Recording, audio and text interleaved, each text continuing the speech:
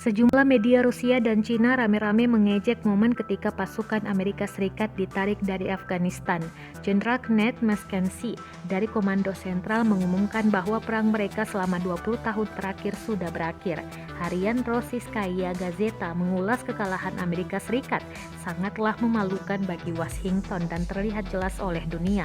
Kantor berita China News Agency dalam editorial memberitakan bagaimana Afghanistan sudah hancur dan menjadi bencana kemanusiaan yang mengejutkan. Pimpinan redaksi Global Times, Hu Xijin, tidak kalah keras dalam menyindir penarikan pasukan Amerika Serikat di Twitternya.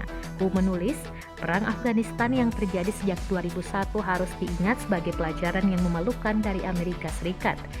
Dilansir dari BBC pada Selasa 31 Agustus 2021, Global Times menuding militer Amerika Serikat menyembunyikan kebenaran mengenai serangan drone dan penembakan. Seperti dilaporkan koresponden media Rusia, Rossiya One TV, marinir Amerika Serikat disebut panik dan melepaskan tembakan ke arah kerumunan. Insiden tersebut terjadi setelah bom bunuh diri mengguncang kawasan bandara ibu kota Kabul pada Kamis 26 Agustus 2021.